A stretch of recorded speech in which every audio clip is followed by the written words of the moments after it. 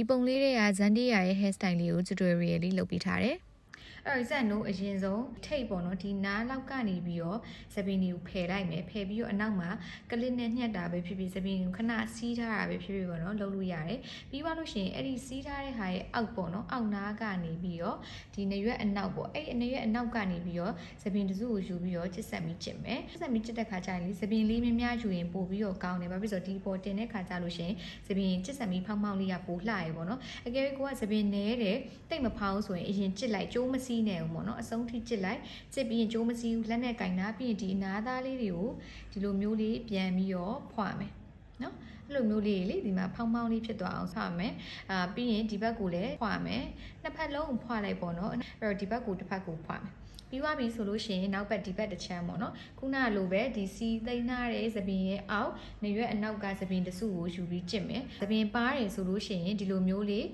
ဘေးနားလေးအနားသားလေးတွေကိုပေါ့နော်ဆွဲဆွဲထုတ်ပေးမယ်အဓိကအရေးကြီးတာဒီဟာကျိုးမစီးခင်ပေါ့နော်ကျိုးမစီးခင်ဒီအမွှေးသားလေးဘေးသားလေးထုတ်မှရမယ်ကျိုးစီးပြီးမှထုတ်တယ်ဆိုလို့ရှိရင်ကြက်သွားတယ်မယ်ကြက်သွားရင်တိတ်ထုတ်ရအဆင်မပြေဘူးပေါ့နော်အဲ့အတွက်ကြောင့်မို့လို့ကျိုးမစီးနဲ့ကိုကျစ်ဆန်ပြီးအရင်ကျစ်အဆုံးထိရအောင်ကျစ်ပြီးရင်ကင်နာ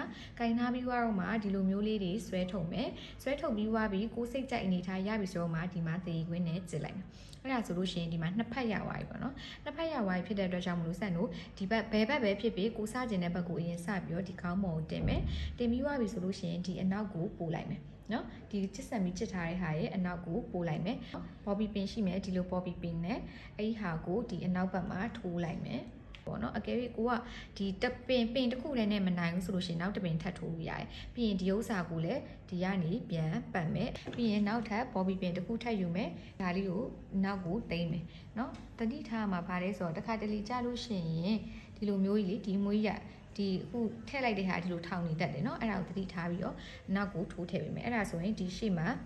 ချစ်စံမီလေးရသွားပြီဒါပေမဲ့တစ်ခါတလေကြာရင်ဒီမှာကြည့်ဒါဆိုရင်ဒီမှာတွေ့လားအဲ့လိုအရှိနောက်ရှော့ပြီးကြတာတွေရှိရဲအရှိကိုကြလာရှိရဲအနောက်ကိုကြလာရှိရဲအဲ့အတွက်ကြောင့်မို့လို့ဇန်တို့ကကိုလိုချင်တဲ့နေရာပေါ့ထိတ်အမြင့်ဆုံးနေရာလေးမှာရအောင်တင်လိုက်မယ်အဲ့လိုမျိုးတင်လိုက်တော့မှချစ်စံမီရဲ့အဖောင်းလေးကိုမြင်ရမယ်အဲ့နေရာကျိန်းတည်ပြီးအဲ့နေရာကြိုက်ပြီဆိုရင်အဲ့နှစ်ခုကိုဒီမှာနော်ဒီနှစ်ခု